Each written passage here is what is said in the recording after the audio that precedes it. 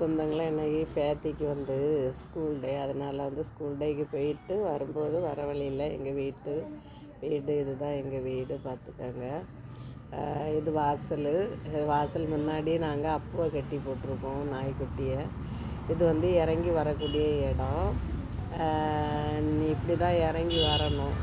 இது என்ன சொல்லதுக்கு, இப்படி தான் இறங்கி வரணும். மாவழியாக தான் இறங்கி வரணும். மாங்காயெல்லாம் மாமரம் நிற்கி வழியில், அதனால் மாவுக்குள்ளோடி இறங்கி வரணும் பார்த்தாங்க. அதனால் நீங்கள் வந்து தப்பாக நினைக்காதீங்க, என்னடா இவ எப்போ பார்த்தாலும் மாமரத்துக்கு பின்னாடி ஓடி வந்துட்டு இருக்காளே அப்படின்னு, மாமரத்தோடி வந்துட்டு இருக்காளே, மாமரத்தை காணிச்சிட்டே இருக்காளேன்னு நிறைய மாங்காய் காய்ச்சிருக்கு பாருங்கள். அதனால் வந்து முறிக்கிறதுக்கு ஒன்றும் முடியலை. இனி மாங்காய் சீசன் முடிஞ்சதுக்கு பிறகு அந்த ஃப்ரெண்டில் உள்ளதை வந்து வெட்டி விடணும் பார்த்துக்கிடுங்க. ஏன்னா வந்து வீடு ஒன்றும் தெரிய மாட்டாங்க, அந்த மரத்தினால வந்து வீடு தெரியாததுனால அப்படி இருக்குது. இது வந்து நான் இப்போ என்ன பண்ணுவேன்னா, எங்கள் வீடு 8 சீட்டு போட்டிருக்கு முன்னாடி, அதோடு சேர்ந்து நான் வந்து பின்னாடி முன் கதவை பூட்டிகிட்டு போயிட்டேன். பின்னாடி அடுக்களை கதவை திறந்து போட்டுருக்கேன்.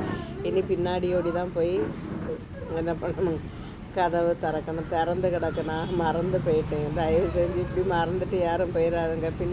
முன்னோடி கதவு திறந்து கிடந்துருந்தா கூட சரி, ஆள் இருக்குனாரு இருந்துருவாங்க. பின்னாடி கதவு திறந்து போடும்போது வந்து ஆள் இல்லைன்னு சொல்லிட்டு பின்னாடியோடி யாரும் வந்து ஏறி இருக்கிறதுக்கு நல்ல வசதியாக இருக்கும் பாருங்கள்.